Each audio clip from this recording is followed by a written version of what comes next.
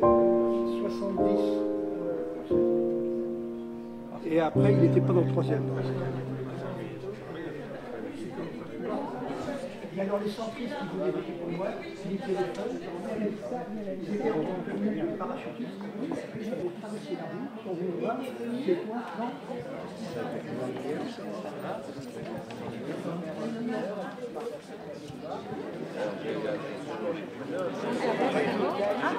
Jean Gabet.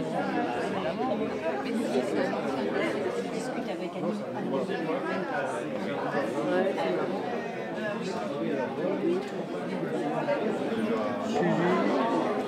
Et quand le Baltel était revenu, moi je m'étais à Place Verdun.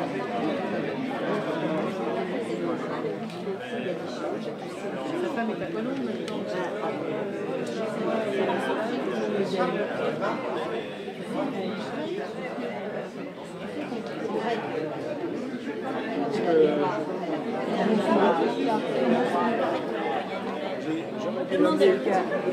Bonjour.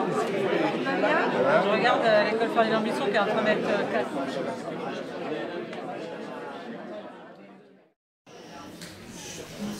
Bon, on va commencer maintenant et donc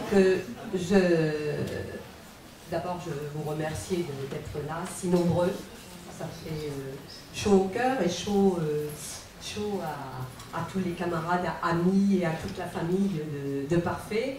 Je dois en premier donc dire, excuser donc Pierrette, sa femme, qui n'est pas des nôtres parce qu'elle est en province et puis elle n'était pas en grande forme pour pouvoir venir ce soir, mais on a le plaisir donc de pouvoir parler à sa petite fille et ses petits-enfants qui sont présents et qui la représentent et donc qui seront porteurs de tout cet hommage et de tout ce qui va se passer là ce soir vers elle, pour lui dire combien, eh bien, rien que par votre présence et votre nombre, on voit combien Parfait a été important dans cette ville.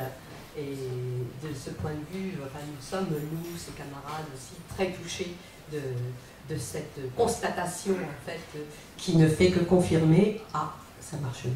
Donc, l'importance de Parfait-Jeance pour la ville de Levallois-Perret. Donc, il a disparu donc cet été, après Suzy Cohen, voilà, 2 personnes, figures marquantes de la ville, qui ont disparu presque au même moment, et qui ont marqué cette ville, et qui, je veux dire, de façon indélébile, mais bon, je pense que ce sera dit, ça a été dit pour Suzy, mais je pense que ce sera dit aussi pour Parfait. Parfait qui est l'enfant de Levallois, né à l'hôtel Barré, rue de Guingamp, au coin de la rue de Guingamp et de la rue Jean Jaurès, dans les passages, en face ce que les amis et camarades qui sont nés ici m'ont dit, donc face à ce qui s'appelait le château Branlant, et où a été élevé, et où est maintenant le magasin Leclerc.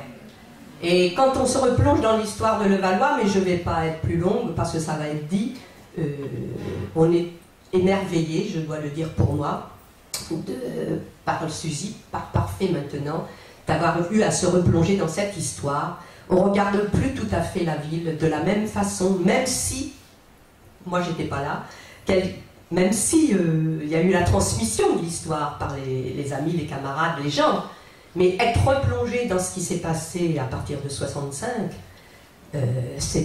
pour moi c'est une épopée.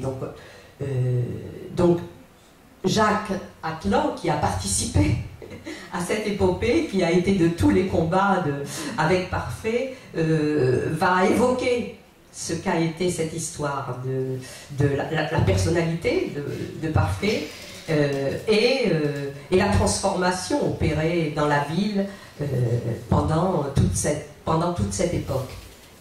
Et donc, je devais auparavant simplement excuser quelques personnes. Brigitte Gontier-Morin, qui est sénatrice des Hauts-de-Seine, qui est secrétaire départementale du Parti communiste, qui n'a pas pu être présente. Catherine Margaté, qui est maire de Malakoff, et conseillère générale, présidente du groupe communiste au Conseil général. Et on avait sollicité André Lajoigny, qui était président du groupe communiste avec Parfait quand il a été député, en particulier dans les dernières années, jusqu'en 86.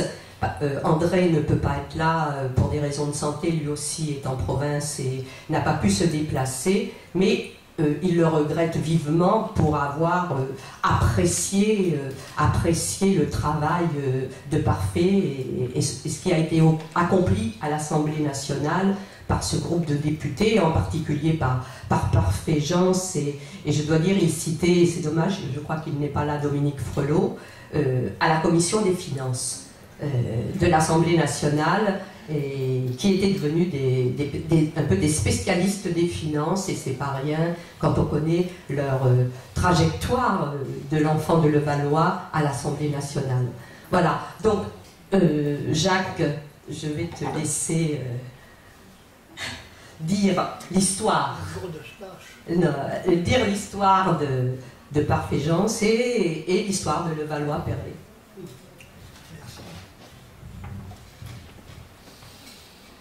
Donc, Parfait nous a quittés le 24 août dernier, 2 jours après Suzy Cohen. Et selon sa volonté, il a été incinéré et ses cendres ont été transférées dans la plus stricte intimité en vallée d'Aoste.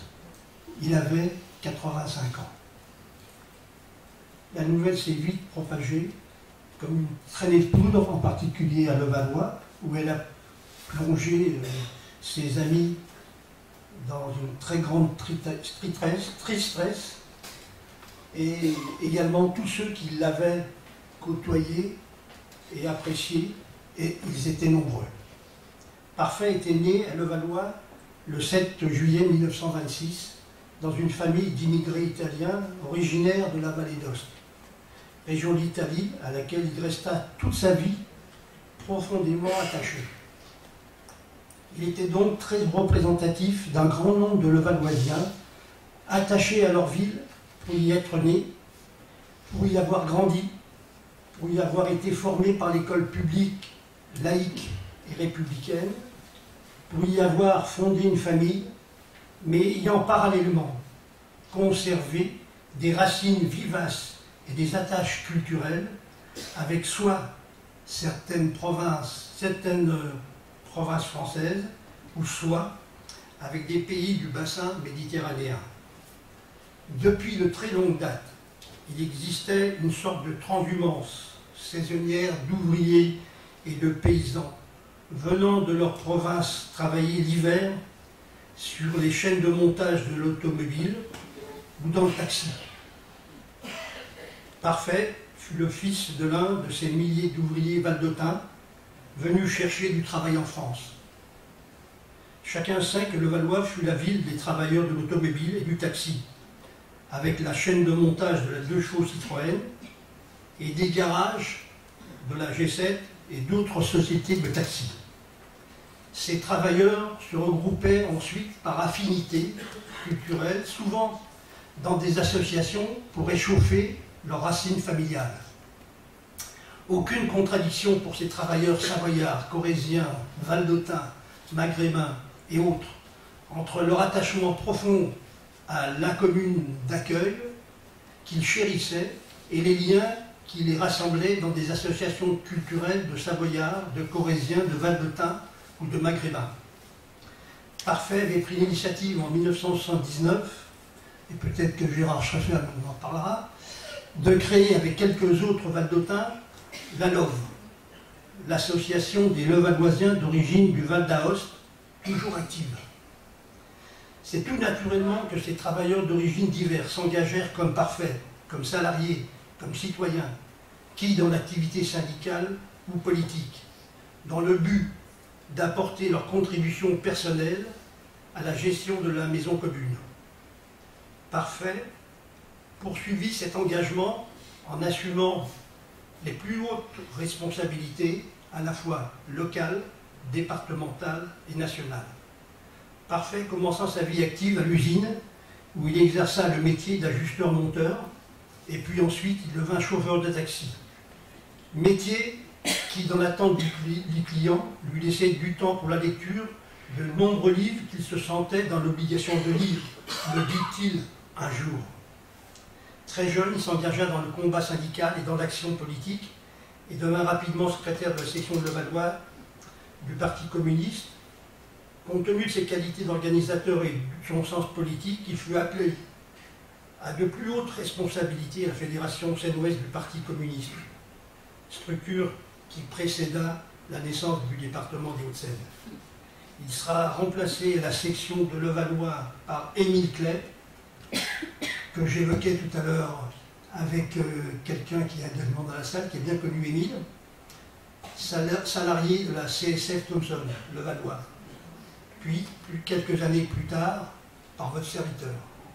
Donc en 1965, quand nous parviendrons, après d'âpres discussions, à convaincre le Parti socialiste de l'époque, je précise bien de l'époque, à renoncer à ses alliances centristes avec le maire sortant centriste Deutschmann et de constituer une liste d'union de la gauche, très naturellement, nous fîmes appel à Parfait pour la conduire. L'union réalisée avec le Parti socialiste, qui était à l'époque loin d'être évident, constitua un véritable événement historique et fut perçu comme tel, et comme les prémices d'une victoire possible. Cette union réalisée de toute la gauche donna des ailes à tous les militants et à leurs amis pour mobiliser tous les Levalloisiens qui souffraient principalement de la crise du logement, pas de construction HLM depuis 1947 et d'un mal-vivre du fait d'un manque flagrant d'équipements sociaux, sportifs et culturels. La campagne électorale fut marquée par un regain d'action locale. Action en particulier, mais pas seulement, des militants communistes avec les mal logés, mobilisés contre les projets de la Banque Rothschild, soutenus par la municipalité d'Haussmann pour commercialiser des projets de logement de luxe sur l'îlot numéro 9, sur les rues de Lorraine et rue d'Alsace.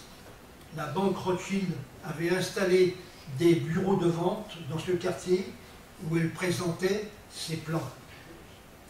Cela a été ressenti par les mal logés de l'époque comme une véritable provocation, un scandale. Nous manifestions notre opposition à ces projets de la municipalité par des pétitions recueillies porte à porte. Nous expliquions nos projets de logement, y compris d'HLM, d'équipements sociaux, culturels, promesses qui furent tenues. Jamais projet des agents immobiliers et de la droite se heurtèrent aussi frontalement aux besoins immédiats de la population et ne furent aussi étroitement liés à l'issue du scrutin populaire.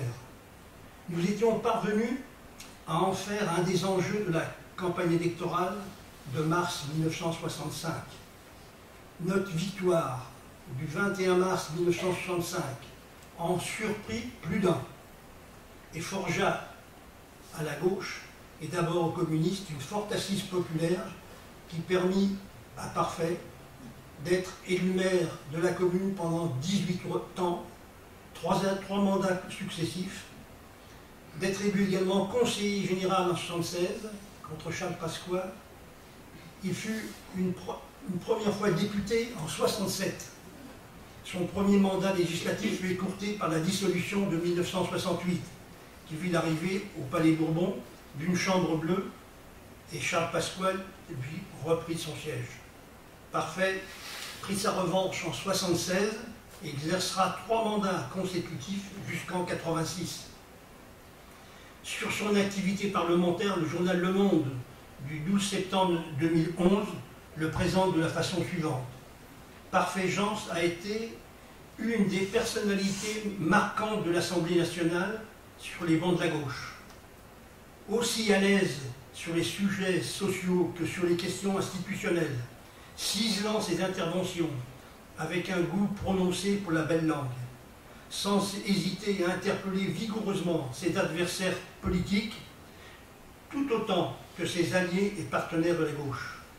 Homme de goût et de cœur, il montra tout au long de sa vie un attachement profond aux valeurs humaines. Quel meilleur hommage peut-on rêver pour le fils d'ouvrier, immigré, et lui-même ouvrier accédant par le survache universel jusqu'à l'Assemblée nationale de son pays pour défendre les intérêts des ouvriers et de la nation tout entière.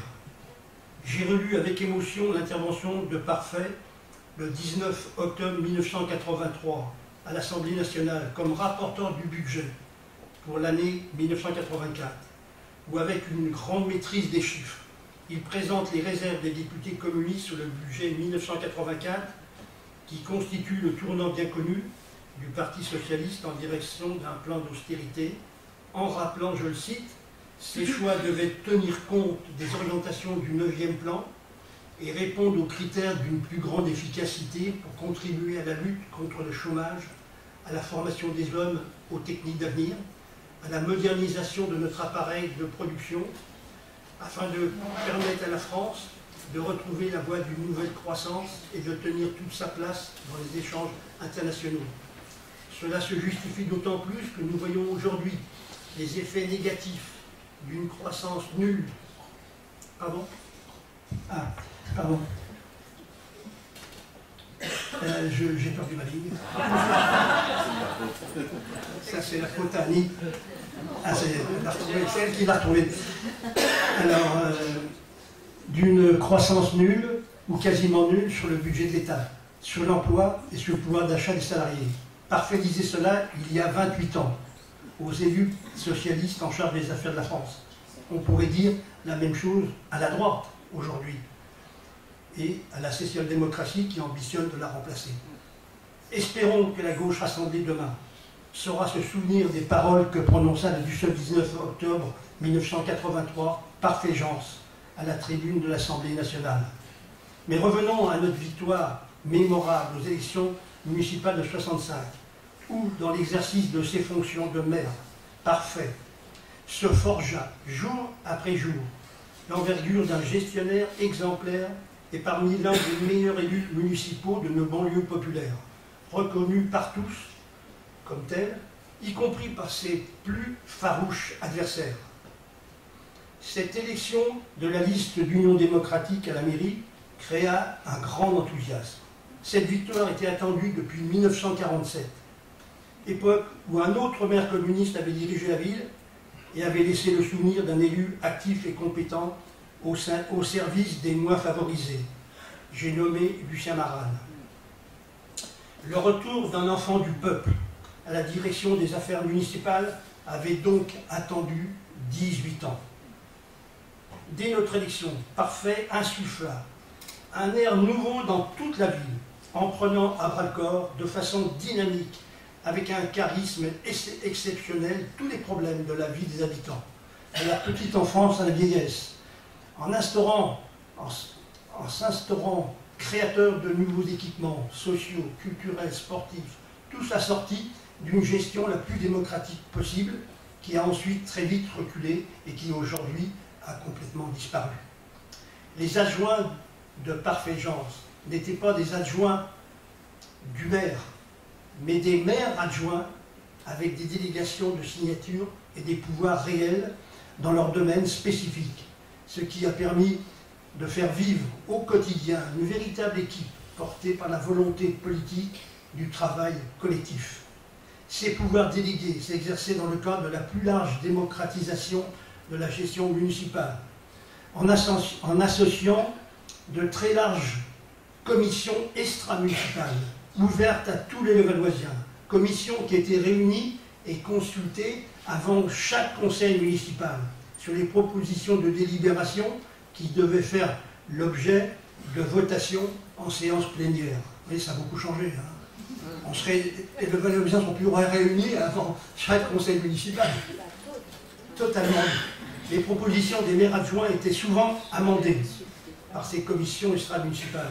Et elles tenaient largement compte des débats dont il était fait état en séance plénière du conseil municipal. Parfait Jean, c'était cet état d'esprit d'ouverture, de rencontre vers les autres. Il cherchait sans cesse à asseoir, ici et là, la démocratie effective des citoyens, la démocratie réelle, et à la mettre en œuvre, alors qu'aujourd'hui tout est fait pour éloigner les citoyens des centres de décision. Il aimait le contact direct avec les citoyens de sa commune et entretenait des relations étroites avec un certain nombre d'amis de Levalloisiens de milieux les plus divers, ce qui lui permettait d'être à l'écoute de chacun et du plus grand nombre. Les Levalloisiens, y compris ceux éloignés de nos convictions, reconnaissaient sa simplicité et sa capacité d'écoute. Ses permanences étaient très fréquentées et lui permettaient de recevoir beaucoup de monde et de régler de nombreux problèmes personnels posés par nos concitoyens. Il était un homme de terrain et ne s'enfermait pas seul avec les techniciens et ses dossiers dans son bureau. Il aimait parcourir la ville et s'enquérir directement des problèmes des habitants. Il était l'efficacité même et aimait régler concrètement et directement tous les problèmes qui lui étaient posés et qui étaient à sa portée et de sa compétence. Il saisissait couramment ses adjoints et les administrations centrales pour aider à trouver d'autres solutions. Par Féjance, c'était le respect du travail de ses adjoints qu'il soutenait. Dans mes responsabilités dans les secteurs de la culture et de la jeunesse, il ne m'a jamais fait défaut pour me conseiller, pour me soutenir. Mes demandes pour le conservatoire de musique, pour les bibliothèques, pour Sadoul 1, premier cinéma municipal, puis pour Sadoul 2, deuxième cinéma municipal, pour des dépenses de manifestations culturelles comme le Salon mondial de l'art naïf, pour des festivals de cinéma étranger, pour la culture vivante dans toutes ses formes, pour les week-ends de ski, pour le centre de Serre Chevalier qu'on a créé, etc. Ils furent toujours soutenus par lui. Nous avions organisé dès notre élection, reproduite chaque année, ensuite, une fête de la jeunesse.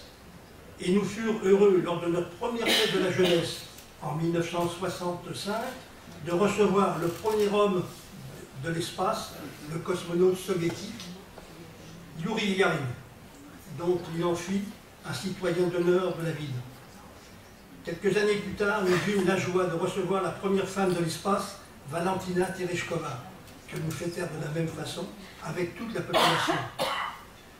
Pour confirmer sa conception de la gestion municipale, Parfait disait souvent, sous forme de boutade, « Mon rôle est de trouver de l'argent, et celui de mes adjoints est de le dépenser. » Ça, c'est chouette. Pour un adjoint.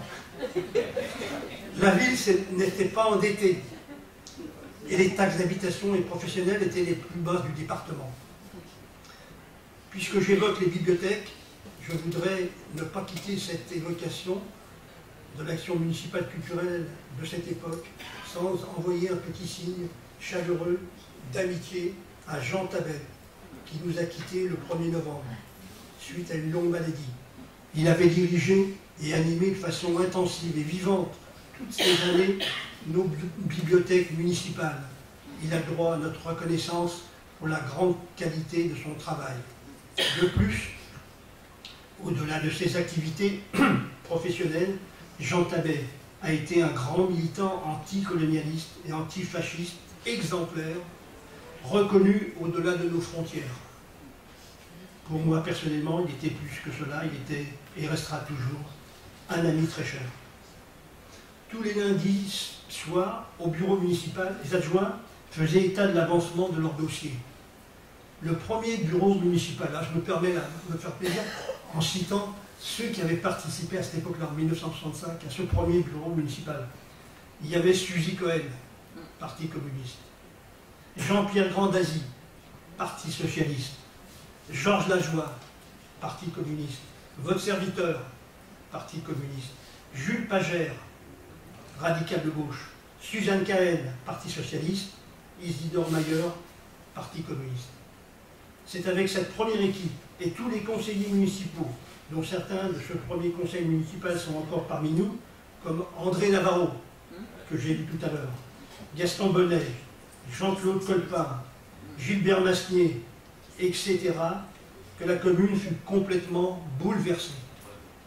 Viendront d'autres camarades et amis qui se joindront aux élections suivantes au premier conseiller adjoint, comme Bernard Cochard, Jean-Pierre Ventura, qui est dans la salle, Michel Bertrand, Sylvaine Berton, qui nous a quittés trop vite, Georges Dufaux, Gérard Schaffer, que j'ai aperçus, et bien d'autres. Les projets immobiliers, les projets immobiliers de la Banque Rothschild et de l'ancienne municipalité furent donc annulés et remplacés par de nouveaux plans pour une véritable politique systématique de résorption de l'habitat insalubre et de la relance de la construction de logements sociaux, y compris en recherchant à combattre la ségrégation géographique de ceux-ci.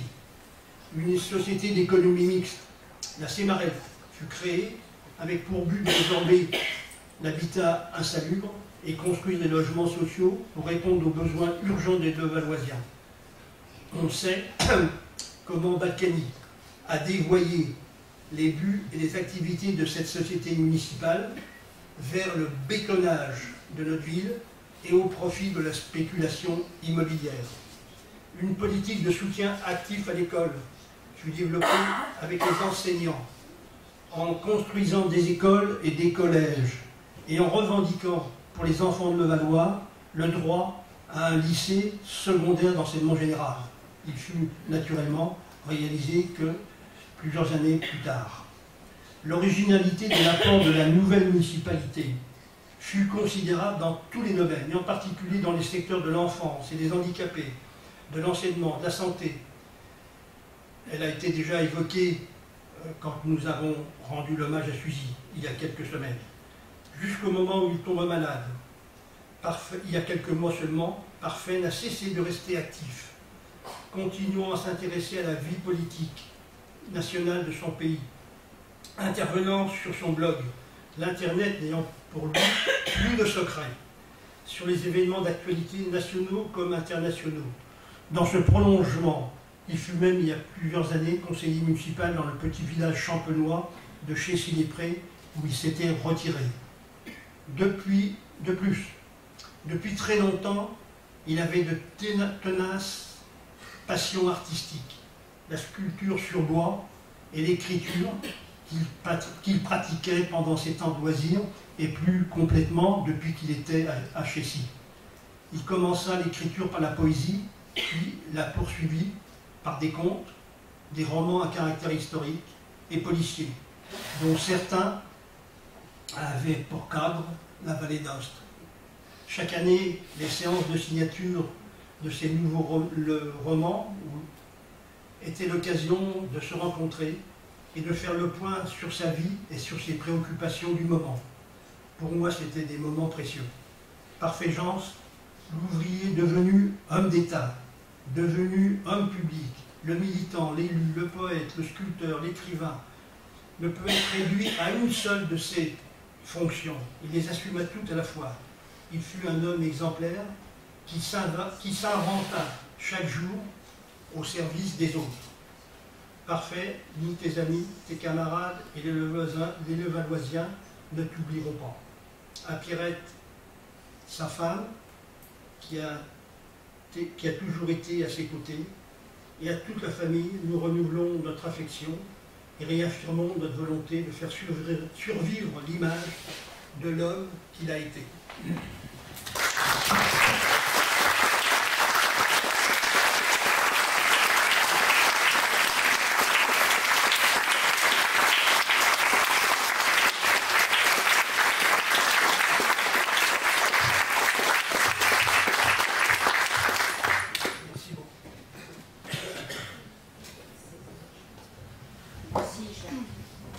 Donc, Jacques, merci à toi. Merci pour Parfait, merci pour tout. Qui nous donne vraiment une image de ce qu'a été cette intensité d'homme et de vie, quoi.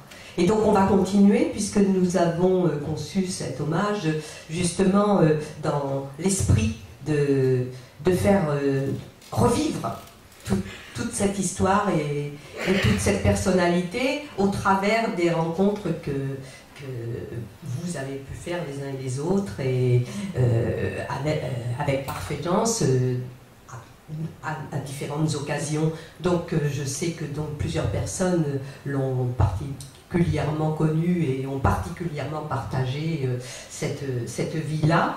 Et donc on va donc voilà, passer la parole à ceux qui souhaitent intervenir.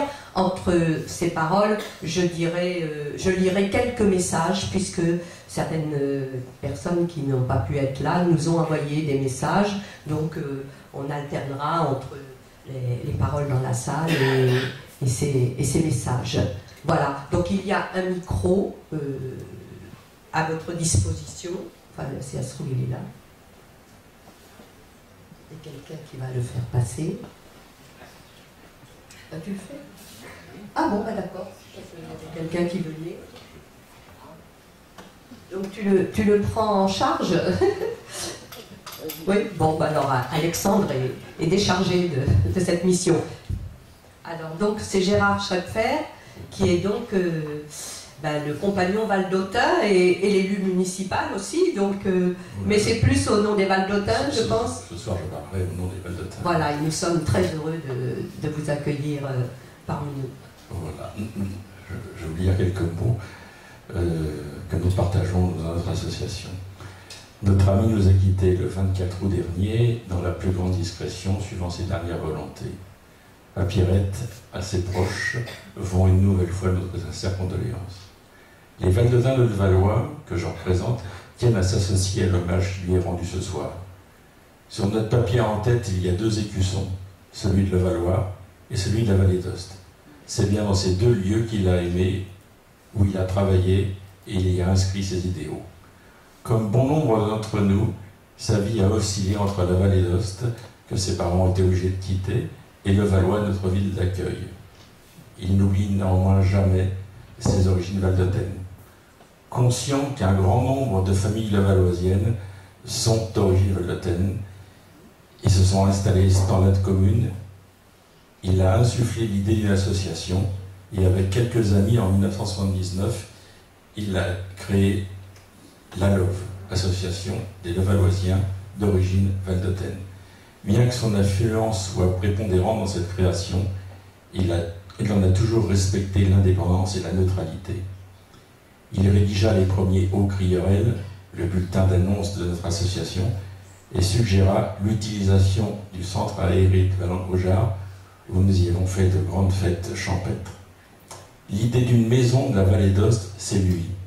Profitant de l'opportunité du 34 rue Pierre-Brossolette, il a lancé une souscription et un chantier pour réaliser notre maison. Il a lui-même installé la frisette sur les murs. Avec l'organisation de classes de découverte, il a fait connaître la vallée à toute une génération de jeunes Levalloisiens. En 1988, la politique locale ayant totalement changé d'orientation, c'est un euphémisme, il s'est mis à écrire des romans à caractère historique ou policier, dont la plupart ont pour cadre la vallée d'Ost. Il a écrit même un livre pour enfants sur les marmottes et il remporte un très grand succès. Il est encore en vente en librairie là-bas au pays. Il s'essaye à la poésie et édite lui-même ses ouvrages. Nous avions le plaisir de le voir chaque année dédicacer ses ouvrages en nos locaux. Dans la tradition, il travaille le bois. Il nous présente ses œuvres lors de notre première mini-foire de Saint-Ours en 1997. Animateur infatigable, il a participé à nos soirées récits et contes.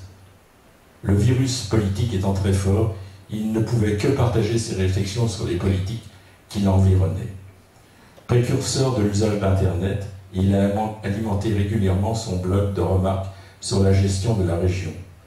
Cette expression n'a pas toujours été bien appréciée par tous, mais elle marquait son attachement profond à notre vallée, à son histoire, à ses coutumes et surtout à la francophonie. Toujours discret, il suivait attentivement notre action de la LOV et nous encourageait dans nos activités. Nous continuons sur les idéaux qui ont été à la création de notre association. La conduite que nous appliquons depuis 30 ans démontre qu'il peut y avoir complémentarité dans le mouvement valdôtain.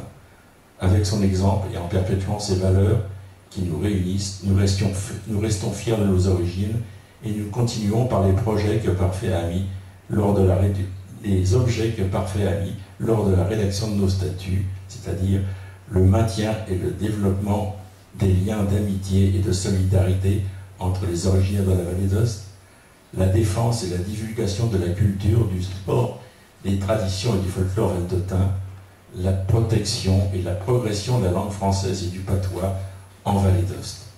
Cette défense de la francophonie était l'essentiel de son combat et la source de l'autonomie régionale. J'ai retrouvé un de ses poèmes dédiés aux couleurs valdôtaines qui sont le rouge et le noir. Je ne vous en fais pas. Il nous avait proposé ce texte en août 1992. Le rouge et le noir. Fourmi rouge, fourmi noire, entre chez elle le soir. Dures sont les journées de labeur ponctuées par les gouttes de sueur. Ainsi, depuis des siècles, s'édifie notre tendre et cher pays. Écume de lait, tiède, légère, épaisse, tirée du pis par les mains expertes de nos alpages monte la sérénité, que certains voudraient troubler, mais il n'est pas né l'amant qui étranglera Aoste en l'embrassant. Myrtille et résine de Mélèze, votre parfum nous emplit d'aise, il pille nos richesses, il parle de leur largesse, il houspille notre ignorance et joue d'importance. Rouge les cimes au coucher du soleil, noires les nuits de la lune nouvelle, que nous importe la légalité italienne si meurt la tradition valdôtaine? Pourquoi respecter de Rome la puissance si Aoste doit ployer sous l'indifférence? Couleur rouge, couleur noire, couleur de notre espoir, le conseil des commis traçait la voie, le conseil régional s'égare parfois, mais si noirs sont les dessins, rouge et noir est notre destin. Merci, parfait.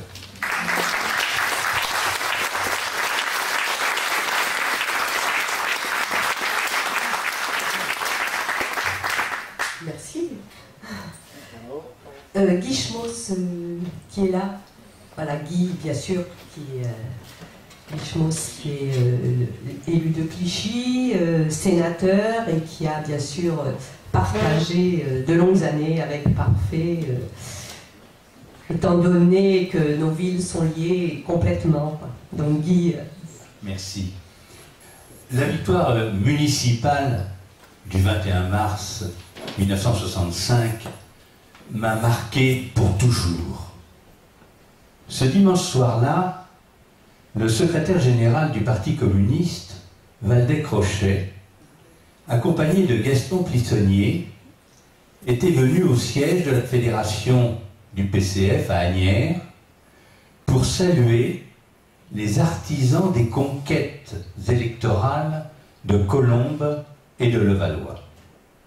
Je revois Parfait Jean dire, trop modestement, à Waldeck Rochet, que l'union de la gauche à Levallois ne devançait la droite que de moins de 200 voix. J'entends encore le secrétaire général du PCF lui répondre aussitôt, avec sa douceur habituelle, « Mais ça suffit. Les chiffres n'ont d'ailleurs jamais été contestés. » Et pourtant, chez les communistes, que ce soit dans la fédération ou à la direction nationale, personne ne croyait à un succès possible. Seuls les militants d'ici, porte-drapeau en tête, y ont cru avec leur remarquable ténacité. Ce sont eux, c'est vous qui aviez raison.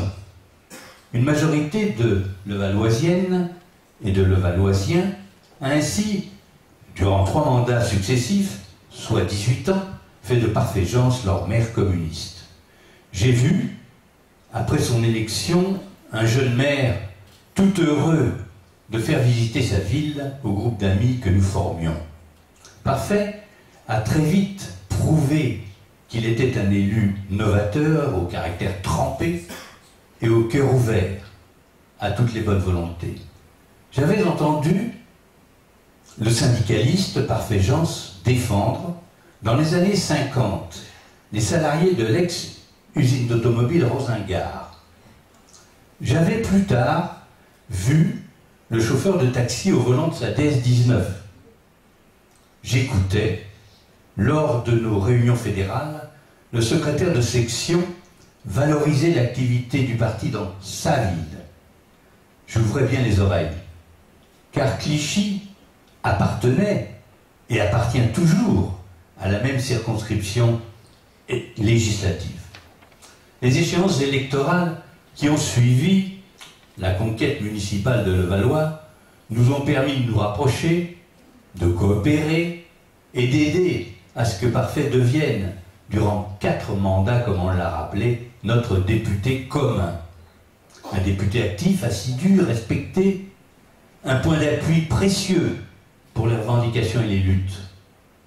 Après Rose Guérin, qui le créa, il dirigea la Voix Nouvelle de Levallois et de Clichy, notre hebdomadaire local, qu'une équipe de dévoués militants de nos 2 villes rédigea et diffusa durant des décennies. Par ailleurs, nous avons siégé ensemble, Parfait et moi, de 1976 à 1982 au Conseil général des Hauts-de-Seine. Il y décortiquait avec brio les budgets départementaux pour fustiger les mauvais choix de la droite, conduite alors par Jacques Baumel. De 6 ans, jour pour jour, son cadet, je dois beaucoup aux militants, à l'élu, à l'homme, concis, concret, intègre, économe des deniers publics et courageux. Pour lui, les actes devaient toujours suivre les paroles. C'est une bonne harmonie, notait Montaigne, quand le dire et le faire vont ensemble. Parfait conjuguait le travail personnel et l'échange avec son entourage. C'était tout à la fois un piocheur de dossiers et un militant de terrain.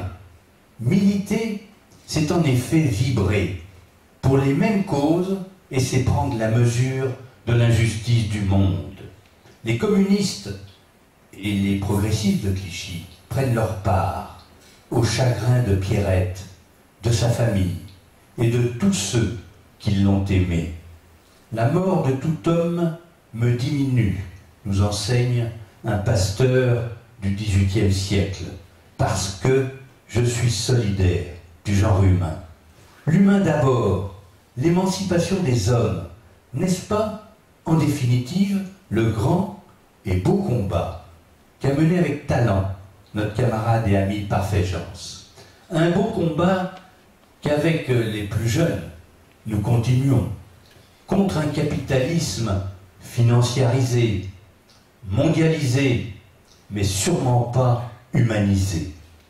Et toutes les croyances erronées qui ont été les nôtres sur le soviétisme n'ont en rien délégitimé notre parti pris pour les exploiter et les dominer. Ils n'ont pas entamé cet espoir à nous faire pleurer de rage. Il n'y a pas de fin à l'histoire de l'émancipation humaine. Elle est ce grain d'universel à l'hurlante actualité. La dernière fois que j'ai vu Parfait Jeance, c'était le 4 décembre 1999, quand il vint à Clichy pour l'inauguration du square Rose Guérin qui, libéré des camps nazis, fut de 1945 à 1958 une députée communiste exemplaire. Ce que je viens de rappeler sur Parfait Jeance, chacun le comprendra, a pour moi une force inoubliable. Aussi, je tiens à renouveler à Pierrette mes sentiments de profonde amitié et d'affectueuse solidarité.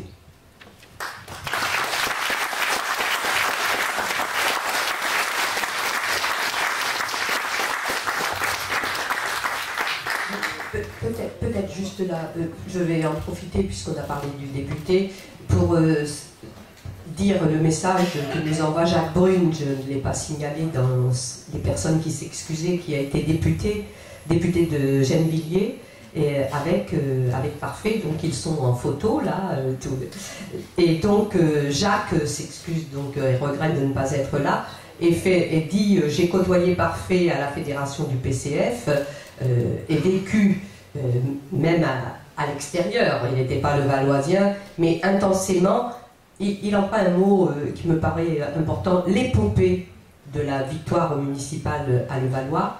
et partager avec lui le travail du groupe communiste à l'Assemblée nationale. J'ai pu apprécier la force de son caractère, sa détermination, son dévouement au service de tous, sa générosité. Il a été fidèle à l'engagement de toute sa vie. Je regrette donc vraiment de ne pouvoir être à vos côtés.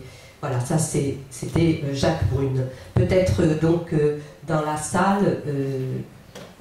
Ah, bon, Monsieur Catoire, simplement, est arrivé. Très rapide, parce que simplement vous indiquer que lors de l'hommage qu'avec Guichemot nous avons rendu à Jean Bercier, nous avions appris juste avant l'essai de Parfait-Jean, et j'ai annoncé que, en tant que député, la ville de Clichy lui rendait hommage. Alors, on n'a pas fait un événement exceptionnel, mais il se trouve que cette année, nous avions choisi que le concert de la Sainte-Cécile, qui est le samedi 26 novembre à 16h30 au théâtre, soit consacré à commémorer le 150e anniversaire de l'unité italienne, puisque c'est 2011, avec notre chef d'orchestre symphonique, concert consacré à Verdi. Et donc, en première partie, nous dédierons ce concert de la Sainte-Cécile à Parfait-Jean et à ses amis du Val d'Aoste qui seront invités. Donc je ne serai pas plus long aujourd'hui. Je voulais simplement dire que je l'ai connu en tant que député, puisqu'il était commis en député. Souvent, les résultats de Levallois étaient serrés et Clichy lui a apporté toujours une large majorité dans ses 4 mandats. C'était un investissement. La dernière fois que je l'ai vu, c'était une fois effectivement avec un repas de Val-d'Aotin, du Val d'Aoste, qui m'avait demandé une salle à Clichy. Je n'ai pas lu tous ces romans et tous ces poèmes, mais c'était vraiment l'image, la photo qu'on donne d'aujourd'hui est très belle, et je voudrais dire que je partage l'émotion des Clichois et des Levalloisiens que nous avons eu quand nous avons appris sa mort. Merci. Je répète, samedi 26 à 16h30 au théâtre de Bœuf. Bien, donc nous retenons l'invitation et la date. Donc, il y a donc, voilà, André Navarro, enfant de Levallois, qui est allé à l'école, pas tout à fait, puisque à cette époque les filles et les garçons étaient séparés, mais école de filles, école de garçons, Jules Ferry, et donc c'est un enfant, enfin un ami d'enfance, et après elle a partagé l'élection en 65 comme élu municipal. André? Voilà, nous sommes nés à 200 mètres l'un de l'autre. Je suis né 77 rue Jean Jaurès et Parfait à l'hôtel Barré. Nous avons vécu ensemble beaucoup de choses parce que nous allions, lui à l'école des garçons, j'ai 2 ans moins que lui, je suis née en 28, donc il est mon aîné de 2 ans. Nous nous sommes toujours bien entendus, nous avions une amitié l'un pour l'autre qui ne s'est jamais, je veux dire, oubliée. Et je voudrais appeler un peu l'homme. En 65, lorsque nous avons été élus, Parfait me dit, écoute André, tu voudrais pas venir avec moi faire les prix aux garçons de Jules Ferry? Alors, je lui dis oui, si tu veux, on va y aller. Nous y sommes allés. Parfait commence son discours et mes chers enfants, j'ai fréquenté les bancs de votre école et tous les enfants se sont levés d'un commun accord. On est restés, on avait la chair de poule tous les deux, de voir tous ces enfants honorer le maire qui venait d'être élu. Je vous assure, c'était un souvenir, nous avons toujours gardé dans notre cœur ce souvenir et on s'en est toujours rappelé parce que c'était vraiment émouvant de voir des enfants à honorer un maire comme il a été honoré. Je voudrais aussi dire qu'il a beaucoup fait pour les mal logés. Et je voudrais vous donner un exemple, et je crois que Balkany pourrait en prendre note. Nous étions mal logés, j'habitais 38 bis rue d'Alsace dans un taudis. Nous devions être logés, puis Parfait m'appelle, et il me dit, écoute André, viens vite à la mairie, j'ai quelque chose à te dire. Bon, j'arrive, et il me dit, tu sais, Blancpain, qui était à la préfecture, à la commission des logements, nous avait retiré tout le 38 bis, et nous étions reculés de 18 mois pour être logés. Je suis arrivée, je suis restée, je ne savais plus quoi faire. Il m'a dit, écoute, voilà, est-ce que tu veux que nous allions tous les deux visiter tous les locataires de ta maison? J'ai dit oui. Eh bien, je vous assure qu'il n'y a jamais eu aucune pétition contre le maire. Et les rares personnes qui restent, encore nous ne sommes plus beaucoup, parce que malheureusement il y a eu des décès, mais nous avons gardé un souvenir, et on a été accueillis, d'ailleurs à un tel point que tout le monde voulait nous donner, à nous faire boire, et nous on buvait ni l'un ni l'autre. Mais je vous assure, c'est des souvenirs. Et je crois que c'était l'homme,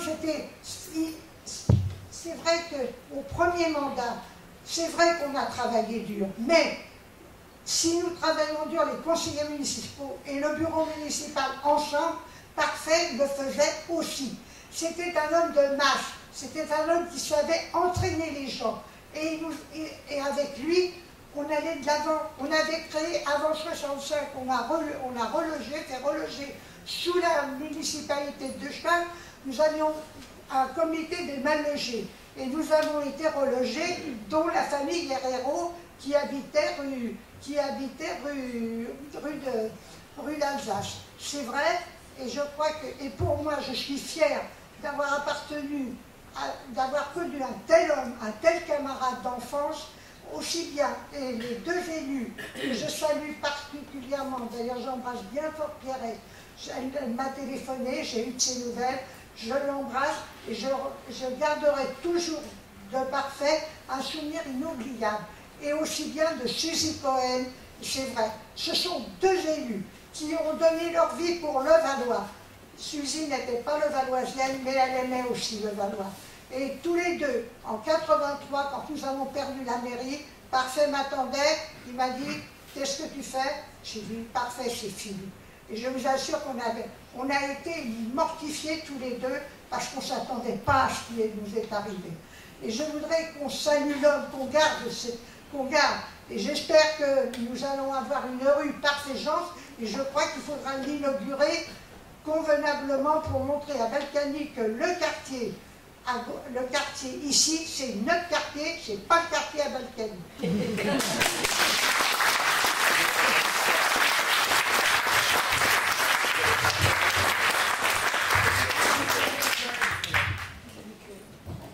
Simplement, la rue Parfait-Jeance, elle existe, puisqu'il a débaptisé la rue Arthur-Ladwig, et il ne reviendra certainement pas dessus. Donc il y a quelqu'un Annick Herbin, qui va peut-être partir, elle vient de Nanterre, mais qui a été longtemps levalloisienne et salariée à Levallois. Oui, moi j'ai été salariée au Crédit Lyonnais, et quand je pense à Parfait, il y a un souvenir qui me vient tout de suite et j'ai envie de vous le faire partager.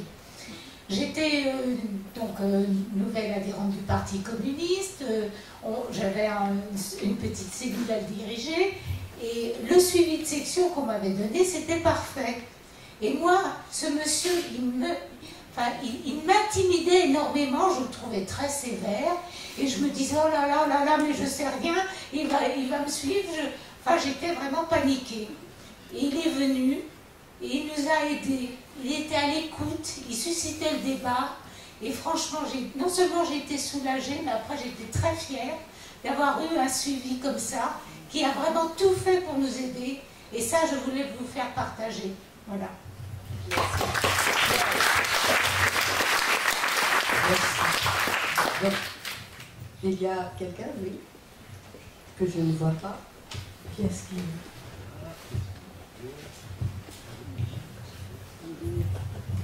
Moi, j'ai connu Parfait-Jeance, rue Camille Pelletan, au Vendange.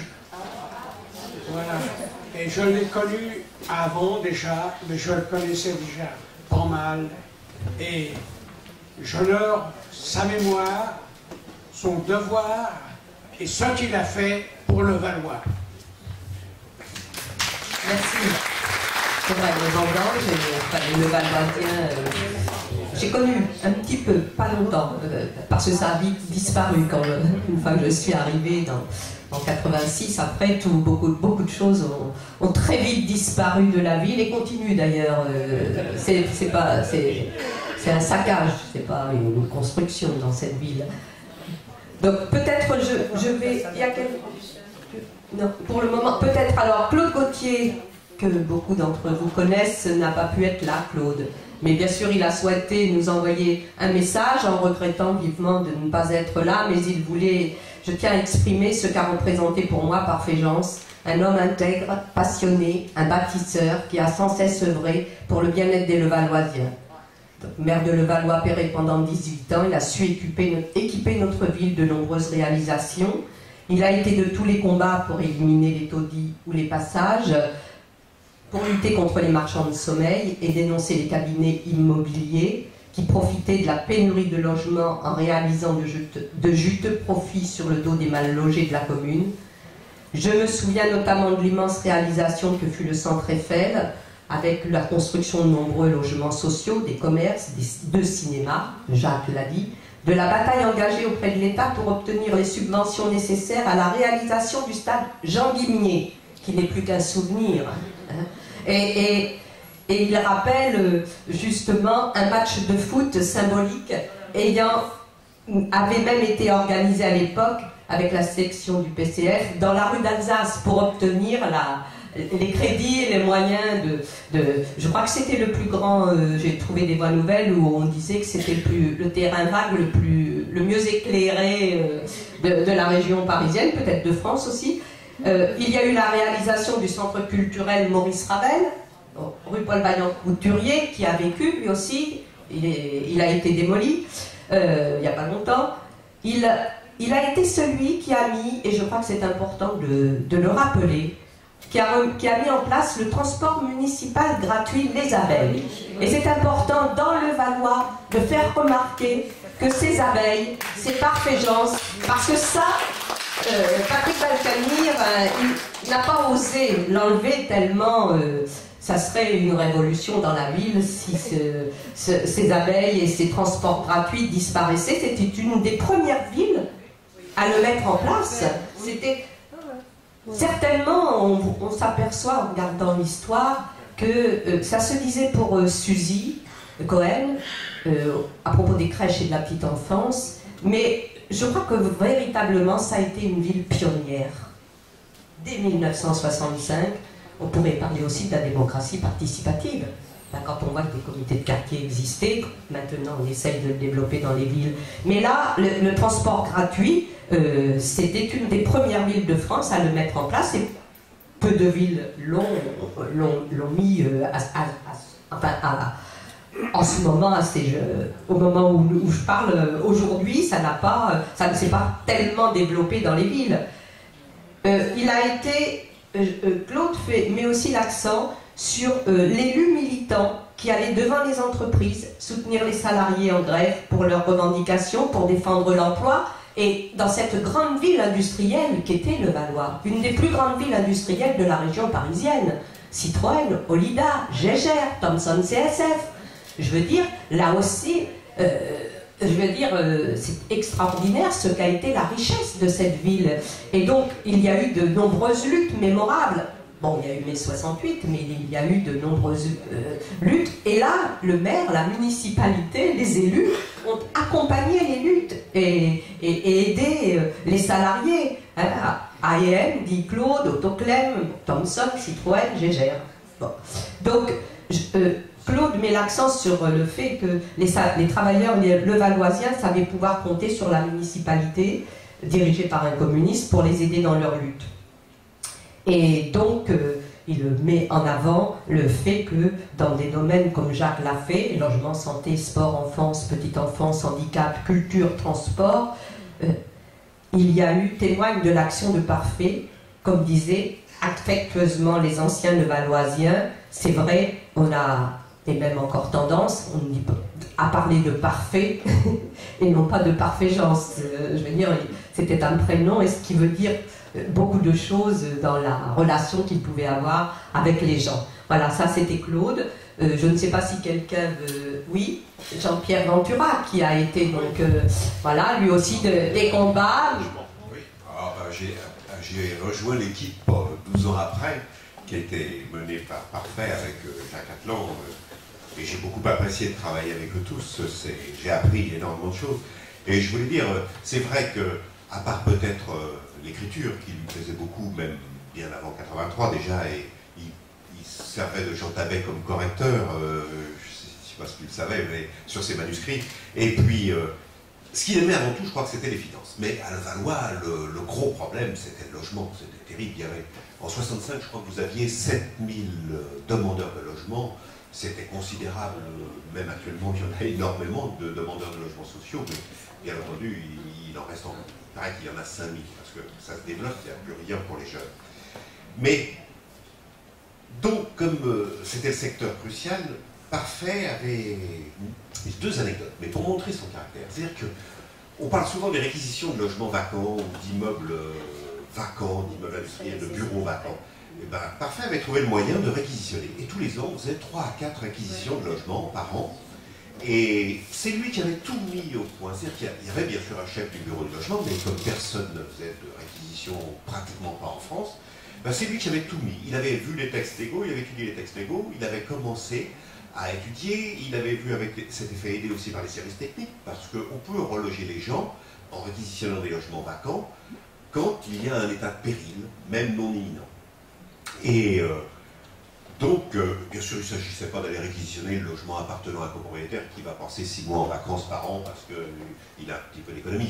On avait à Levallois, déjà à cette époque-là, on avait des immeubles entiers qui étaient vides, des fois, qui étaient vides plusieurs années.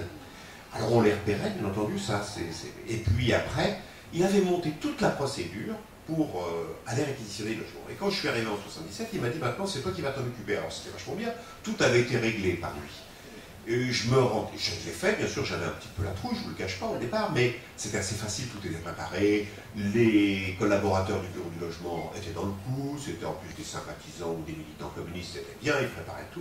Le chef de service était plus timide, mais il préparait ce qu'il fallait. On se faisait, il fallait qu'on trouve un serrurier. Alors des fois, les serruriers de la ville, les artisans serruriers de Levallois ne voulaient pas, donc on prenait des ouvriers du dépôt, mais si on pouvait prendre parce qu'il fallait quand même ouvrir les portes, et puis le commissaire de police devait nous accompagner. Alors quand c'était le commissaire de police de Levallois, là aussi il l'avait bien mis au point, ça se passait très bien, je veux dire que le commissaire n'était pas un de nos amis, hein, mais se prêtait à la tâche, et ça se passait très bien. Puis un jour, moi je ne m'étais pas rendu compte franchement, même si c'était un petit peu délicat, je me rendais pas compte de la difficulté quand même. Et puis un jour, le commissaire de Levallois était pas là, c'est celui de Clichy qui est venu. Alors là, j'ai compris ma douleur, parce que je me suis fait engueuler tout le temps de l'ouverture de la porte, et le serrurier qui ne voulait pas ouvrir cette porte rapidement, je m'en suis pris plein les oreilles, parce que c'était un attentat à la propriété privée. Je rappelle que ce n'était pas la propriétaire, en l'occurrence de cette fois-là, ce n'était pas la propriétaire d'un logement, c'était la propriétaire d'un immeuble, enfin de plusieurs immeubles d'ailleurs à la fois. Et là, j'ai vu ce qu'il avait fait, je me suis rendu compte du travail que ça représentait. Et le deuxième exemple que j'avais en tête, c'était en 79, quand le gouvernement et la Sonacotra décident de faire un foyer pour célibataires immigrés, 160 célibataires à Levallois. Alors qu'à Levallois, nous étions quand même une ville qui remplissait ses obligations. Et on l'a dit, Parfait était fils et petit-fils d'immigrés, il y avait énormément d'Italiens à Levallois, il y avait déjà beaucoup, depuis la fin des années 50, énormément de Maghrébins, surtout des Algériens, bien entendu, au départ. Et nous étions une ville où, avec les grosses opérations d'innovation, nous relogions sans aucune discrimination. Ça n'a jamais existé à Levallois. Nous relogions toutes les familles qui habitaient dans les taudis de la rue d'Alsace et de la rue de Lorraine, où vous avez ce que certains ont bien connu. Et donc ce projet d'installer 160 célibataires, qui n'étaient même pas la commune, alors qu'on avait effectivement... Et puis on avait l'expérience du foyer Pablo Neruda, où là on avait logé des pauvres gars entre le périphérique et l'immeuble Pablo Neruda, avec aucun commerce à part ceux de Levallois à proximité. Enfin, la ville de Paris avait une grande expérience pour faire des H&M, des foyers. On en connaît, hein, il y en existe toujours, bien sûr, il y a celui de Pablo Neruda, mais il y a ceux de la porte de la Villette, il y en a énormément. On les met entre le périphérique et la banlieue, et puis débrouillez-vous. Et nous, on a été prévenus. Alors là aussi, c'est toujours marrant, c'est la petite histoire, c'est que l'architecte de la Sonacotra, qui est chargé de faire ce projet, vient nous voir. Et c'était François Girard, et c'était un membre du Parti communiste. Et il vient, il dit, je suppose que la Sonacotra vous attendez au courant, mais voilà, ils vont déposer un permis de construire, et c'est moi qui suis l'architecte. Alors il s'abordait carrément là, mais courageux, le type, courageux, et puis vraiment à fond dans ses idées. Donc prévenu, bien sûr, Parfait s'oppose au permis de construire, mais à l'époque, le maire ne décidait pas, il ne donnait qu'un avis, s'oppose au permis de construire, rien n'y fait. Le permis est déposé, est accordé par le préfet. Il informe la population, tout le monde est mis dans le coup, les associations de demandeurs de locataires, les demandeurs de logement, les partis politiques, et une pétition est signée par plus de 13 000 Levalloisiens. Hein, quand on sait la difficulté, beaucoup de gens ici savent ce que la difficulté de faire signer des pétitions, c'est vraiment, ça recueille. Et sur notre projet, c'est-à-dire non pas seulement opposition à la construction d'un foyer pour immigrés, mais construction d'un immeuble avec des logements pour des familles françaises, immigrées, et pourquoi pas des célibataires. Et il y en a suffisamment sur la commune qui étaient mal logés pour prendre parmi ces mal logés de la commune. Après toutes les tentatives de négociation avec la Sonacotra et la préfecture, et puis Lionel Stolereux, à l'époque ministre de Giscard d'Estaing, et malgré la pétition, le chantier doit démarrer. Nous sommes prévenus, heureusement que nous avions l'architecte dans la place, nous sommes prévenus du démarrage et de l'arrivée des engins pour commencer à creuser et à faire les fondations. Alors aussitôt, Parfait décide qu'on allait avec tous les volontaires, on allait occuper le terrain et il allait s'enchaîner, s'il est bulldozer, il allait s'enchaîner et empêcher physiquement la démolition. Ce qui est fait puisque la police arrive. Alors c'était pas la police de Levallois, je vous le dis au passage, c'était des brigades d'intervention avec un commissaire qui a été particulièrement insultant à son égard alors qu'il était député, représentant la nation. Et il s'est enchaîné, et puis les Levalloisiens étaient présents sur le terrain, donc derrière les murs, derrière les grilles, et si vous sortiez, vous ne pouviez plus rentrer, hein, vous aviez suffisamment de policiers pour vous empêcher de repasser. Alors on est resté bloqué comme ça toute la journée, hein, et puis à la fin, la police est partie, des négociations ont eu lieu, mais ça n'a pas empêché la construction. Quelques petits appuis ont été obtenus, mais pas grand-chose. Heureusement, arrive 1981, et la victoire de la gauche, et là, on a pu négocier beaucoup mieux. Des familles françaises ont été relogées, des familles immigrées. Malheureusement, pas toutes de Levallois pour les familles françaises immigrées, c'est ce qu'on regrette un petit peu. Et aussi des logements en colocation pour des célibataires, où ils n'étaient pas dans des chambres comme dans les foyers classiques qu'on peut voir, mais ils avaient un logement dans lequel, dans un 4 pièces ou un 5 pièces, ils étaient 3 à habiter, à partager la commune, mais avec chacun leur intimité. Donc un peu plus de place que ce qu'on trouve dans les foyers de Sonacotra. En tout cas, ce qu'on peut voir dans cette affaire, c'est que quand Parfait, qui était un lutteur déterminé, quand il avait une idée en tête, vraiment, c'était impossible de l'arrêter. On a pu voir comment Parfait payait aussi de sa personne et entraînait tout le monde dans cette lutte que nous estimions juste et correspondant aux besoins des Levalloisiens. Voilà ce qui était Parfait et je garde un grand souvenir des années passées à ses côtés.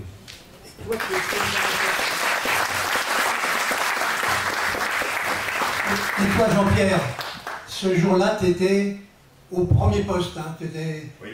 Tu t'enchaînais avec lui. Oui, après, mais quand même. Après, j'ai eu de la chance. Après, j'ai eu de la chance parce que il m'a dit bon, tu vas sortir parce que si on sortait, on ne pouvait plus revenir.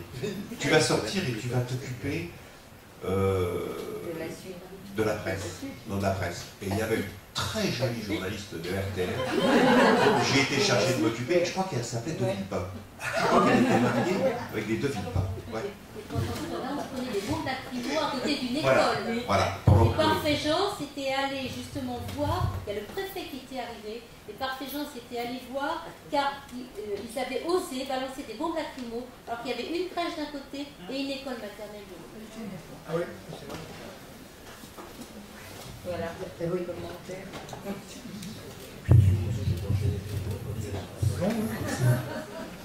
Moi, c'est pas très glorieux ce que je vais vous annoncer, mais vu tout ce qui se passe et toutes les loges qu'on a fait de Parfait Jean, que j'ai aussi très bien connu, ainsi que Guy Schmoss, et ainsi que je tiens à ajouter aussi Étienne Fajon, puisque j'ai milité à une époque, et c'est grâce à des communistes comme ça que j'étais au Parti communiste. Je suis devenu sympathisant et je crois que ce soir, Parfait Jean m'a dit, mais dis donc, pourquoi tu ne réadhérerais pas? Et je tiens à vous le dire, tout simplement, je vais réadhérer au Parti communiste ce soir grâce à Parfait.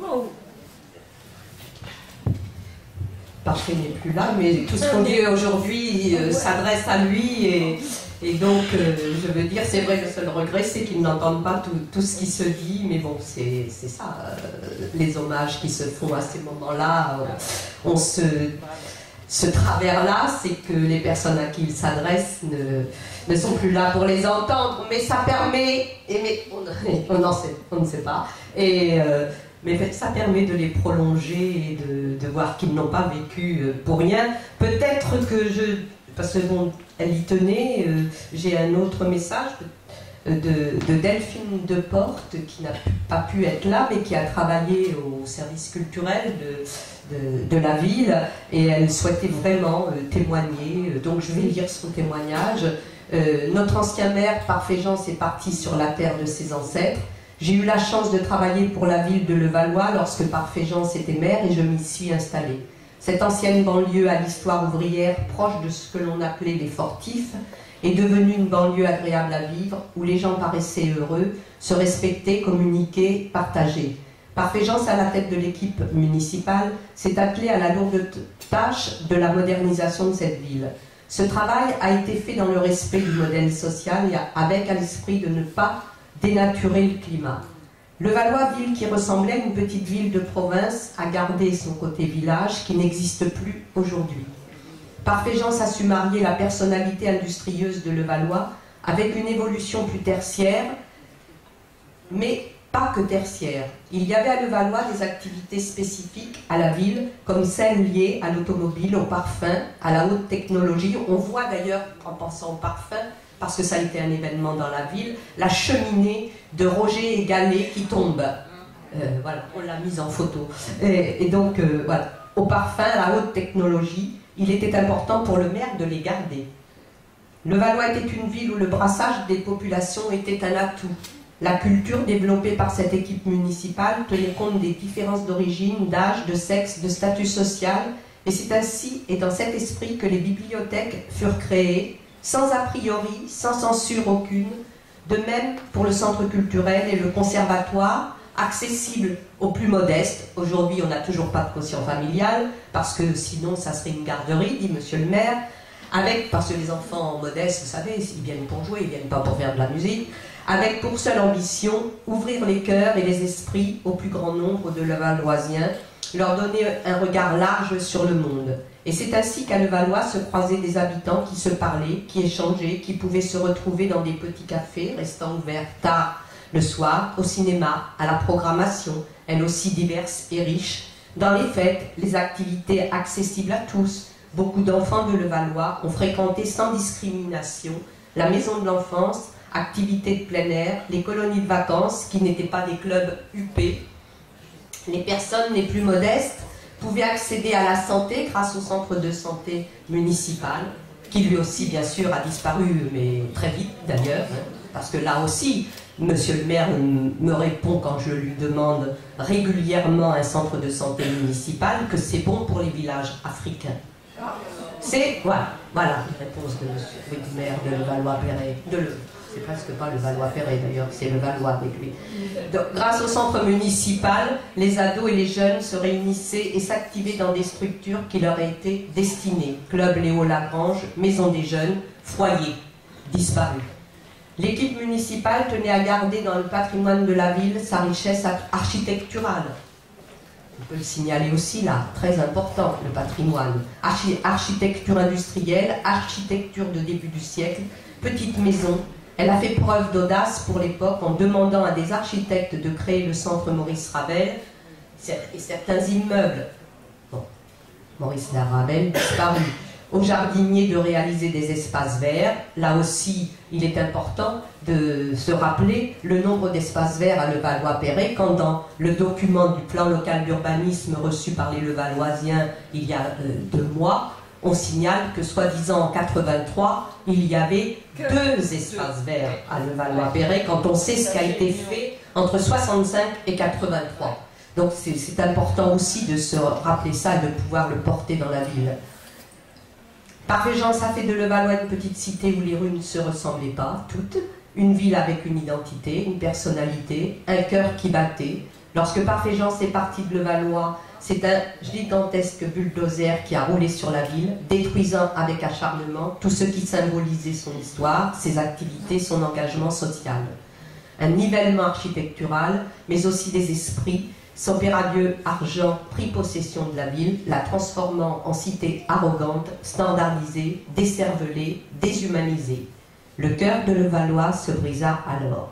Le cœur de Parfait-Jean s'est arrêté de battre, mais son esprit est encore au plus profond de chacun de nous, qui l'avons connu, respecté pour ce qu'il était.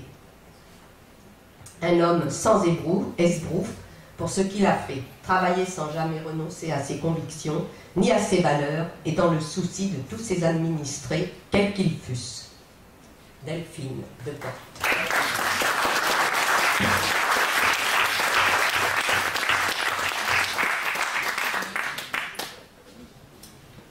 J'ai aussi un message, parce que c'est aussi quelqu'un d'important dans la ville, Hugues Asport. Le sportif, le SL, un grand combat des Levalloisiens. Hugues a tenu aussi à nous envoyer un message, lui qui est parti loin de Levallois et qui a toujours un regret d'être loin, mais bon, la vie est comme ça.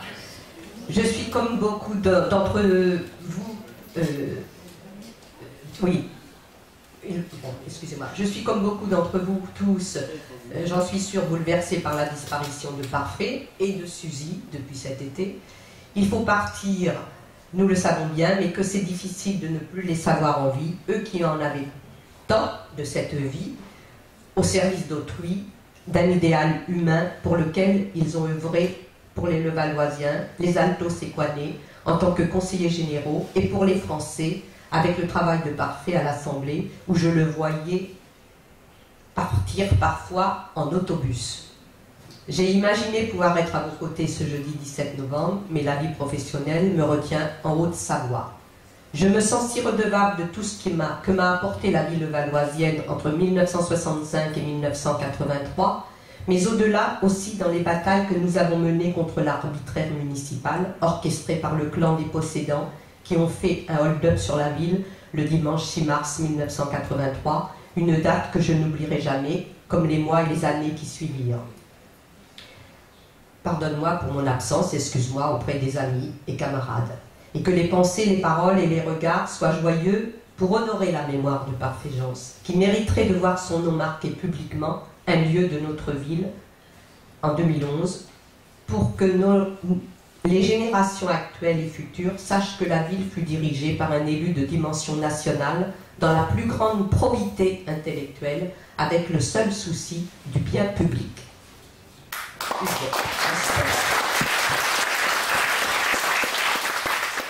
J'en avais un troisième, qui était aussi Pierre Cardon, qui a été suppléant.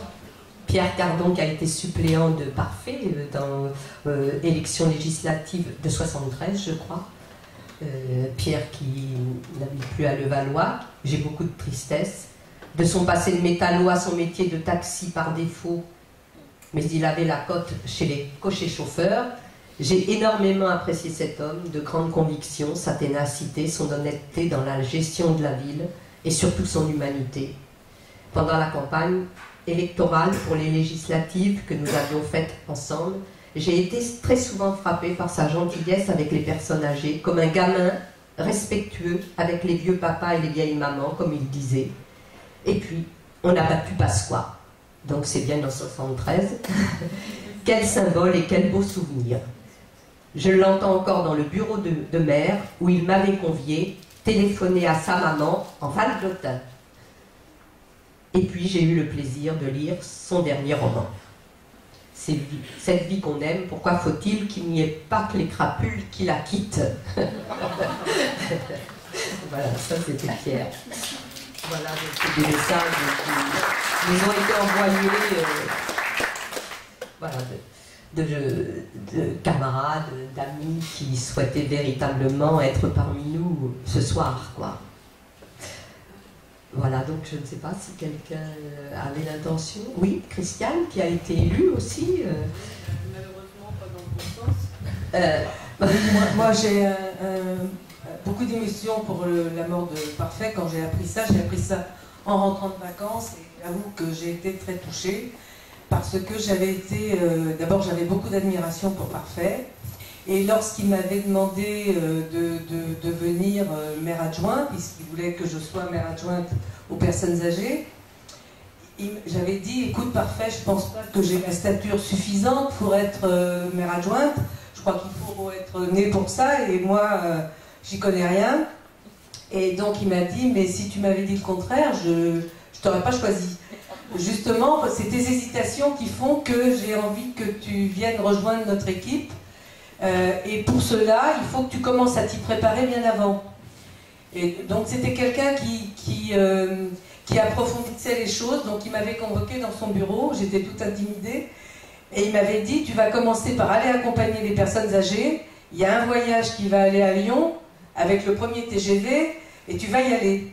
Et donc j'y suis allée avec Jacques d'ailleurs, on avait fait le voyage avec les personnes âgées, et avec beaucoup de gentillesse, il m'avait dit, si tu as des doutes, si tu as des hésitations, mon bureau sera toujours ouvert pour que tu viennes me demander, poser les questions que tu as à poser, et je serai toujours là pour t'aider. Et j'avais trouvé que vraiment c'était... et c'est pourquoi j'avais accepté cette chance de pouvoir être maire adjointe. Malheureusement, c'était en 83 où on a perdu la ville, et j'ai été élue avec Jean-Pierre, Sylvaine et toute l'équipe face à Balkany. Et ça a été une expérience tout à fait malheureuse pour moi de commencer ma vie politique face à cet abruti de maire que malheureusement la ville a continué à garder. D'ailleurs, je ne sais pas sur quels critères il continue à être élu, parce que quand je vois tout ce qui se passe, vraiment je suis atterrée. Moi, j'avais été aussi impressionnée parce que Parfait, avec une petite équipe, nous avait invités à l'Assemblée nationale pour venir dans son bureau au moment où il avait fait le rapport sur les avions renifleurs. Et donc, d'ailleurs, à la maison, j'ai le livre, le rapport des avions renifleurs que Parfait m'a dédicacé. Et pour moi, c'est un souvenir extraordinaire. Je le regarde souvent. Et là, quand j'ai vu sa mort, franchement, ça m'a vraiment fait mal. En plus, je le revoyais régulièrement avec Guy. On allait souvent, quand il venait à la maison du Val d'Ost, pour dédicacer ses livres. J'en ai quelques-uns, et notamment le jour de la mort de mon mari, il était venu dédicacer ses livres, et il m'a dédicacé un livre particulier ce jour-là. Et je trouve Parfait, c'était la gentillesse même, et la chaleur humaine. C'est toujours ça que j'ai trouvé en lui qui m'impressionnait, mais qui à la fois me rassurait. Donc voilà, je voulais dire aussi à Pierrette combien je partage sa peine, parce que Pierrette aussi a fait partie de tout notre environnement. Moi j'ai connu le Valois avec les taudis de la rue d'Alsace et du quartier de Guingamp. Je dois dire une petite anecdote, c'est que mes parents ne voulaient pas qu'on passe la rue Jules Guesde, parce qu'après c'était la zone. Alors bon, on y allait, hein, parce qu'on avait les copains dans la zone, donc on y allait, mais il faut dire que nous, ce quartier, où il y avait quand même des bungalows de la sécurité sociale, où il y avait un point d'eau pour plusieurs bungalows, c'était vraiment la misère. Et quand Parfait a fait construire les premiers HLM, d'ailleurs un jour je m'étais accrochée avec Balkany, je lui avais dit, vous savez, en 65, quand le maire a pris la ville, il n'y avait pas la possibilité pour les classes ouvrières de se loger. Et c'est grâce à Parfait qu'il y a eu ces logements. Pour la première fois, les Levalloisiens connaissaient ce que c'était que des WC à l'intérieur et des salles de bain. Ça a été le confort pour ces familles qui vivaient dans des endroits où vraiment il n'y avait aucune hygiène et aucun sanitaire. Donc je crois que ça a apporté quand même beaucoup de choses. Il faut dire aussi que par exemple la piscine Lucien Maral, c'est aussi une construction de la municipalité d'Union démocratique. Voilà ce que je voulais dire. Je renouvelle mes pensées à Pierrette et voilà.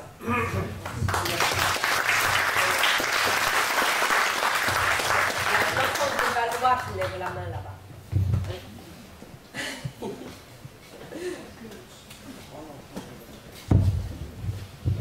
Merci. Pour continuer un petit peu ce que disait Christiane, en tant que des enfants de Levallois, j'en connais quelque chose parce que ça fait 82 ans que je suis à Levallois. Je suis né dans ce qu'on appelait à l'époque la zone, les passages, qui était le passage Gemma, enfin le Almi d'abord, ensuite le Gemma. Et dans ces passages-là, les deux premiers, il n'y avait pas d'eau. Et les gens allaient chercher l'eau dans des containers de 50 litres de lait, vous savez, avec des brouettes. Ils allaient chercher de l'eau à un poste qui était à l'époque boulevard de Reims et l'autre rue de Metz. Et quand, grâce à la municipalité de gauche, l'opération s'est faite, construction des premiers HLM, à l'époque j'habitais rue Victor Hugo au 23, c'est pour vous dire que c'était pas bien loin, c'était presque au coin de la rue d'Alsace, et quand j'ai pu avoir ce 3 pièces, j'ai mieux vous dire que pour moi c'était un luxe. S'il y en a qui trouvent que les HLM, je vous jure que c'était un luxe, parce que c'était fini pour aller dans les toilettes la nuit dans la cour, ou alors dans des seaux, des trucs comme ça. Et alors une petite anecdote, c'était à l'époque l'opération tiroir quand il y a eu le changement, que je suis allé de la rue Victor Hugo au passage Gemma, enfin maintenant rue Pablo Neruda, et ben c'était l'opération tiroir. On n'avait pas besoin de camionnettes on déménageait tout à bras-le-corps avec 2 ou 3 copains pour emmener les meubles depuis la rue Victor Hugo jusqu'à la rue Pablo Neruda. Si bien que le matin, quand je me lève de ma fenêtre, je vois l'endroit où je suis né, c'est-à-dire à peu près dans le coin du stade Pablo Neruda, qui est vers Paris, puisque mes parents habitaient au 4 passage Valmy, c'était le pire de tous. Et tous les matins, ma foi, je vois où je suis né. Il y a 82 ans de ça. Et pour vous signaler quand même aussi la renommée qu'avaient les passages, j'ai failli ne pas pouvoir me marier, moi. Ben oui, parce que ma femme qui habitait au 23 rue Victor Hugo, quand ses parents ont su qu'elle fréquentait un monde des passages, alors là, j'ai mieux vous dire qu'il a fallu que je monte patte blanche. Enfin, ça c'est une petite anecdote, et ça a bien tenu, puisque ça fait 60 ans que je suis marié.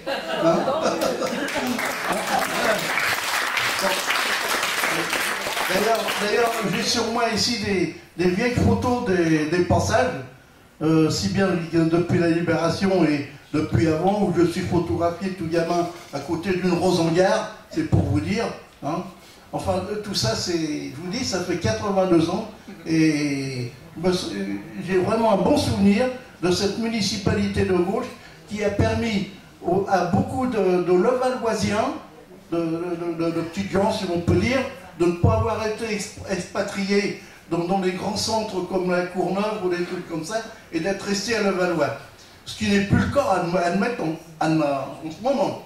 Parce que quand je vois sur les panneaux là, que l'autre, il nous met construction de logements sociaux, alors là, chapeau, Enfin, c'est tout ce que je voulais dire.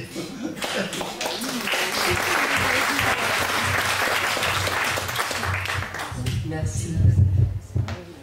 Dans le prolongement de Jackie, c'est vrai que, en fait, quand toute cette histoire, ces souvenirs, et je veux dire, on a... Enfin, je pense qu'on apprécie, et en même temps, c'est porteur d'espoir, parce que, je veux dire, 65, vous vous retrouvez, parce que bon, ça nous permet aussi, grâce à le décès de Suzy et de Parfait, nous permettre en même temps de rendre hommage à ceux, je le disais tout à l'heure, qui vivent encore, parce que c'est une équipe, je veux dire, c'est... Enfin, en plus, moi, j'étais même pas Levalloisienne, donc c'est votre histoire. C'est vraiment, je veux dire, la population et les élus, enfin, C'est une population entière qui a créé ce mouvement dans cette ville, donc il ne faut jamais se laisser déposséder. Et ça fait vraiment plaisir de pouvoir revenir sur cette histoire, parce que 28 ans où l'équipe de droite s'est employée à vouloir humilier, casser cette image, ils n'y sont pas parvenus. Parce qu'il y a quelque chose d'indélébile dans cette histoire. Donc il faut qu'on la soit... Mais c'est un peu comme toute l'histoire, hein, d'ailleurs, au-delà de l'histoire de Levallois. Il faut être porteur de ça, parce qu'en fin de compte, quand on regarde ça, et moi maintenant que au bout de ces 2 mois là passés à retrouver cette histoire, je veux dire, même moi, je regarde pas la ville je regarde la ville d'une autre façon. Parce que, je veux dire, le quartier où j'habite, je pense que ce sont ces camarades-là, donc je veux dire, parfait, enfant ajusteur, enfant d'ouvrier immigré, qui a un CAP d'ajusteur et qui va rencontrer l'histoire et qui va, grâce à son engagement politique, va faire ce chemin et être ce bâtisseur et ce créateur, mais avec tous ceux qui l'ont accompagné, donc parce qu'en plus il a eu cette volonté d'unité, de rassemblement, de travailler avec d'autres, et avec la population, mais aussi de s'entourer avec des gens avec qui il a partagé un travail. Et quand on imagine que cette ville-là a été créée par des gens, comme nous tous, quoi, en fin de compte, qui ont eu l'audace de la réaliser, je me dis que voilà, c'est là que se trouve le véritable sens de l'histoire. Comment des gens, Suzy Cohen était ouvrière et elle aussi a rencontré un moment, grâce à ses engagements, l'histoire où elle a pris cette dimension-là. Donc je dis, à l'époque où nous vivons, où on est confronté maintenant à de très sérieux problèmes de société et même de civilisation, où se pose la question du destin humain. Lucien Sève, un de nos philosophes, parle de crise anthropologique, donc véritablement du sens de l'humain, de la vie humaine dans les années qui viennent et dans le monde qui va là-haut. Eh bien, je trouve que là, on a, je veux dire, parfait et porteur d'espoir, parce que là, ils se retrouvent en face à l'histoire, ils ont pris ça en main, ils y ont travaillé et ils ont réalisé. Après, il y a des rapports de force, on ne gagne pas toujours et les possédants ne se laissent pas déposséder et cherchent toujours à reposséder. C'est une leçon d'histoire aussi, mais je crois que c'est vivifiant et c'est le meilleur hommage peut-être, c'est justement de se dire que, eh bien, on aura cette audace et ce courage de faire face et de construire et d'inverser les tendances qui nous emmènent peut-être vers quelque chose qui sont déjà très graves et qui peuvent amener à des reculs de civilisation très importants. Donc, ils sont un encouragement à prendre les choses à bras le corps et à nous dire et à transmettre que les humains sont capables de prendre en main leur destin et d'agir dessus, quoi. Et eux ont fait la démonstration que c'était possible. Donc, on peut les remercier pour ça. Et je ne sais pas si quelqu'un veut encore, ou si... Mais parce que le dernier message, il sera de Parfait-Jeance. Parce que je vais... où est-il ? Voilà. Avec Parfait, justement, quelqu'un le disait tout à l'heure, il s'est très vite mis à l'informatique, Internet, enfin, bon, Jacques avait des échanges, moi de temps en temps aussi avec lui, donc il était toujours ancré dans la vie politique, il aimait donner son avis, Gérard disait aussi, bon, avec son avis, donc on partage ou qu'on ne partage pas, mais au moins il y avait débat, et continuer à être dans le débat politique actuel, et pour vous dire, en janvier 2011, donc je suppose quelque temps avant que malheureusement il ne soit plus en capacité de le faire, en échange de vœux qu'on s'échangeait, il me renouvelait ses bons vœux de santé et pour ton activité pour l'année 2011, comme tu l'as appris certainement, j'ai ouvert un blog dont le but est de débattre de la préparation de l'élection présidentielle de 2012. Et mon espoir réside dans la nécessaire sortie du parquage mis sur pied par De Gaulle et la constitution de la Ve République, qui rend inéluctable le pouvoir personnel absolument contraire à la démocratie. Donc, eh bien, voilà, peut-être on terminera sur ce message de Parfait-Jeance dans le débat sur les enjeux qui nous concernent pour les jours et les mois à venir, dans cette perspective d'élection, où est mis en débat, et lui qui aimait s'occuper des institutions, et de la finance et des institutions, pose la question de, alors je le dirai parce que c'est de la 6e République. Voilà. Donc, eh bien, voilà, l'humain d'abord, dans une 6e République, eh bien, à nous citoyens de voir comment on s'empare de notre propre pouvoir, comment on met comme on dit, les pieds dans le plat, mais à nous citoyens de nous emparer de nos pouvoirs de citoyens pour faire qu'on fasse vivre en France une 6e République où l'humain sera le moteur de toute décision. Voilà, peut-être que Parfait nous amène à ça.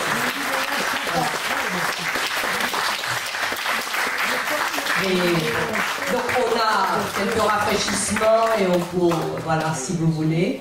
Et merci encore, et on transmettra à Pierrette ce moment-là. On a même un film, enfin voilà, on avait quelqu'un qui nous filmait des photos, donc on pourra lui transmettre ce grand moment-là.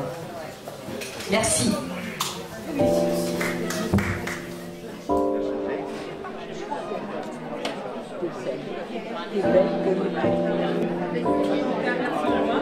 Du bateau,